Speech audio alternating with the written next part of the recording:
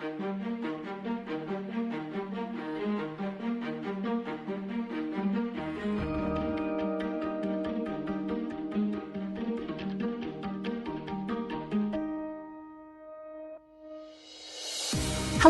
my name is Deborah Fox, and I'm delighted to have you join me today as I talk about the power of confident, effective, and assertive communication. I know what you're thinking, not another communication training. Well, it's true, there are many trainings out there on the topic of communication, covering everything from how to win friends, how to get what you want, the politically correct way to argue, and techniques on how to survive conflicts. The reality is that communication is a huge pool with almost as many skills as drops of water. And when you try to dive into that pool, it can become extremely confusing and overwhelming.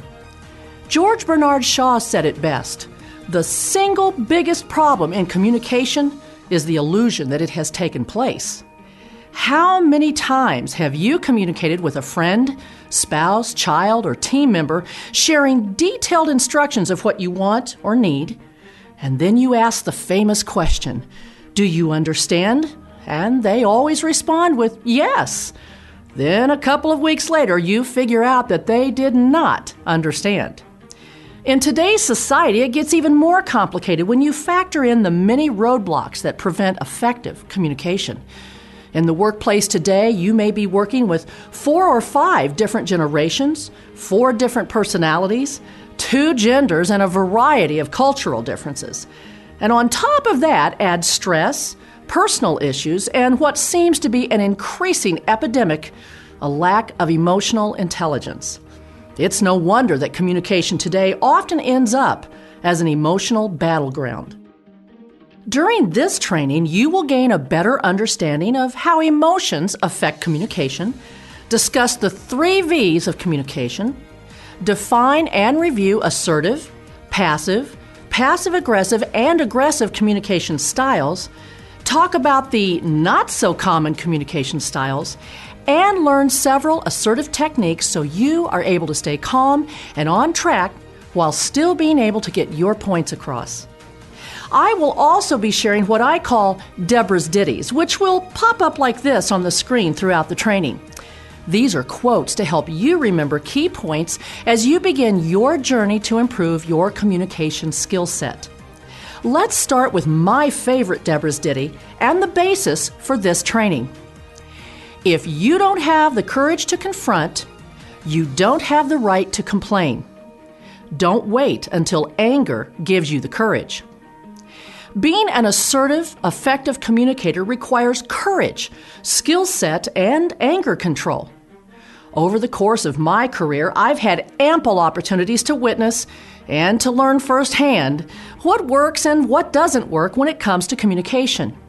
I've seen highly talented individuals derail their careers all because of bad communication habits.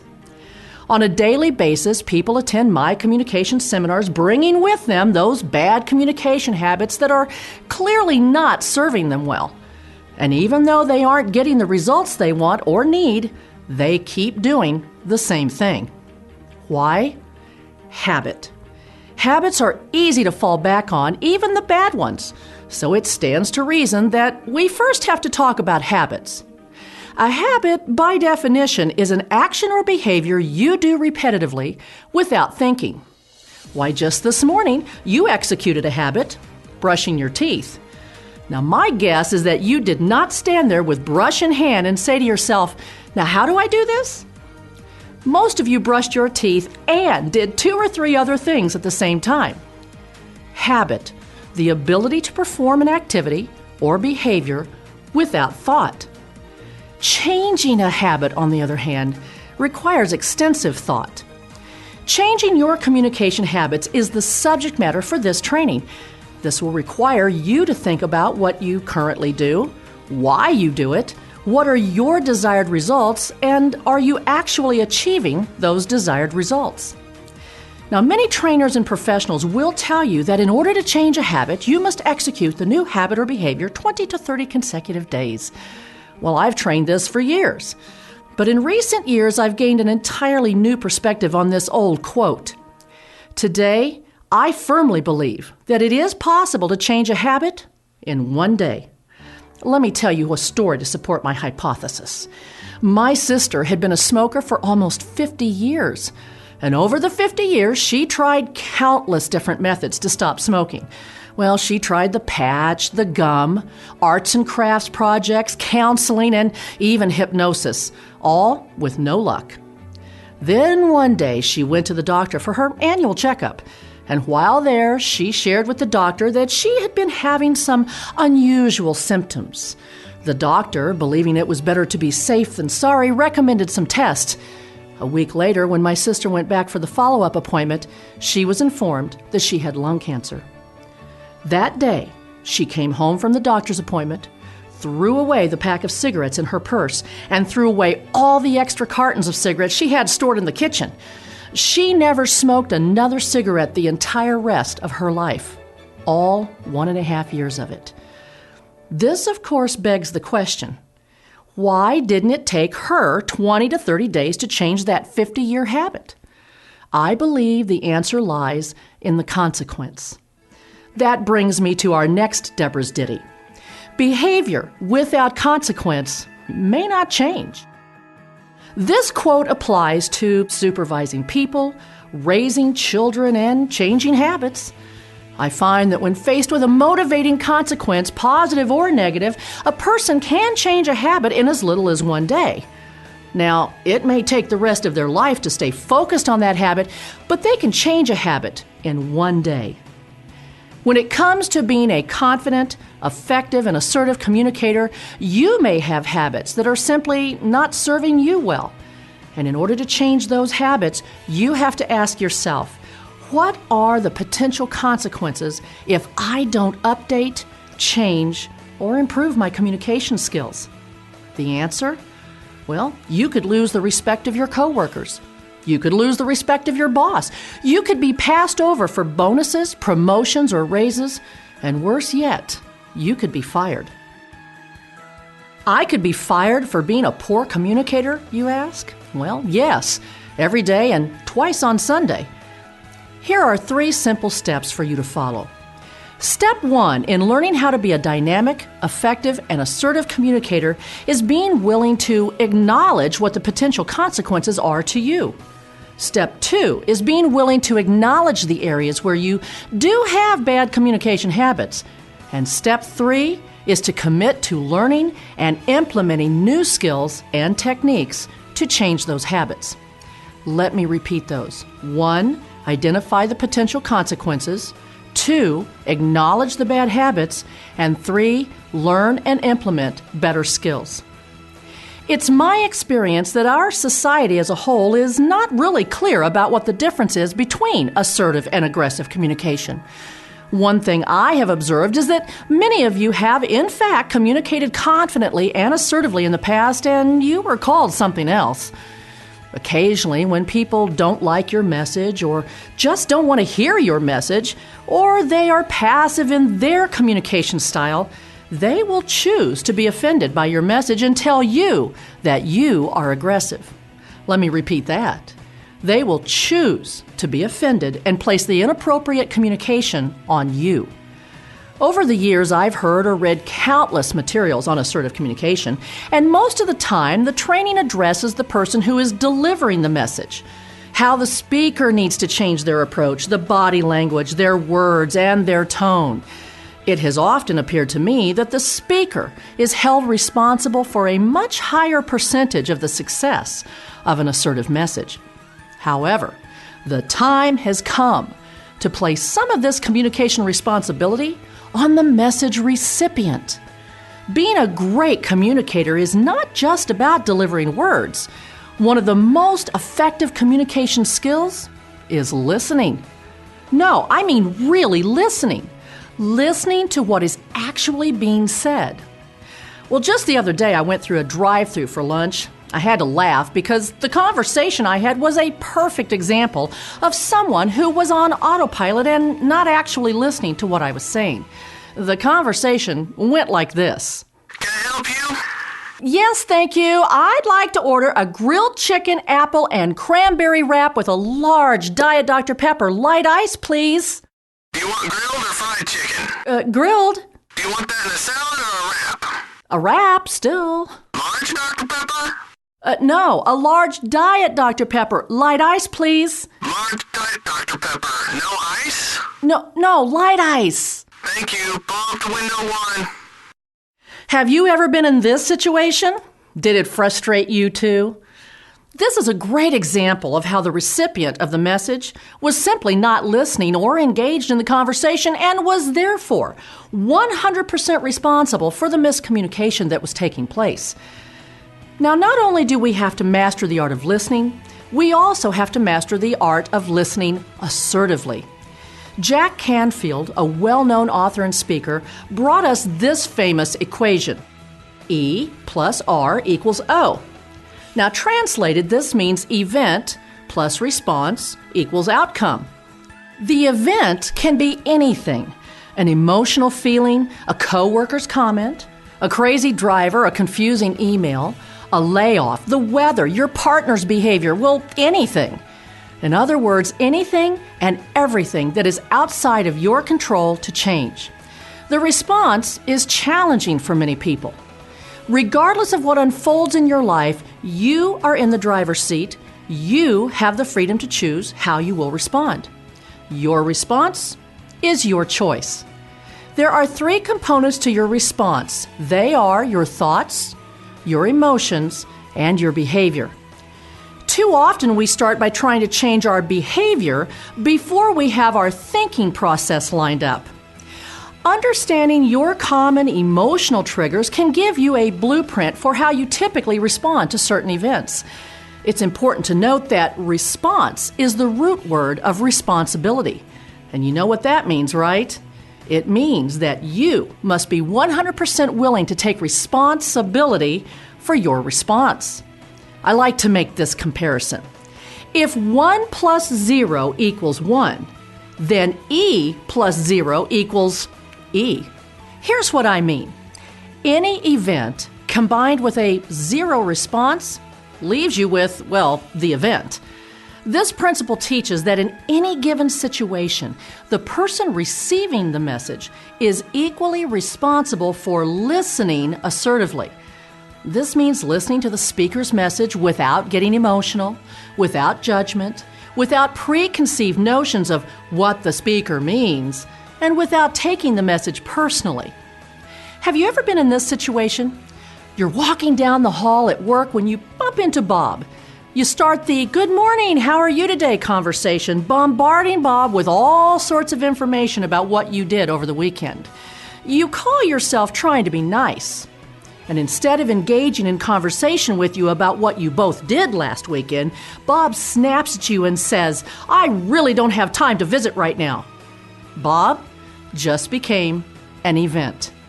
Now, if you're like most people, you immediately jump to a conclusion that Bob is rude or mad at you or hard to communicate with, and you placed 100% of the communication responsibility on Bob.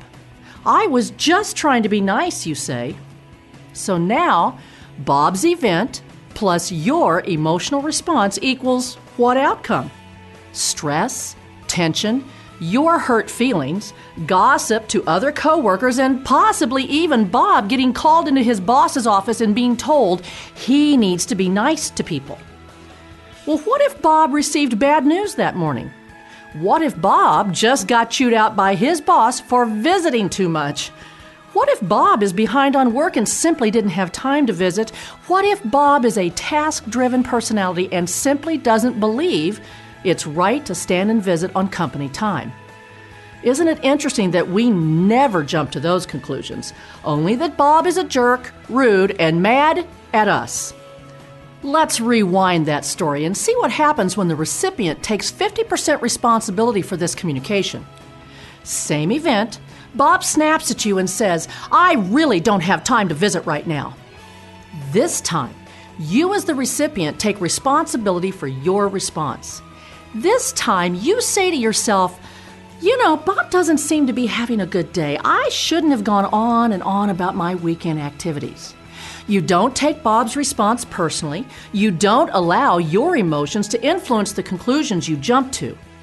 Be the bigger person and simply respond by saying something like, "Sorry, Bob, didn't realize you were rushing. Hey, have a good day." It sounds easy enough, and it is until you allow those pesky emotions and insecurities to get in the way. By thinking and listening more assertively, you will become better at hearing people out without interrupting, staying unemotional in stressful or conflict situations, and not taking messages or behaviors personally. The recipient of any communication can be an assertive listener just by applying the Q-tip method. Quit taking it personally.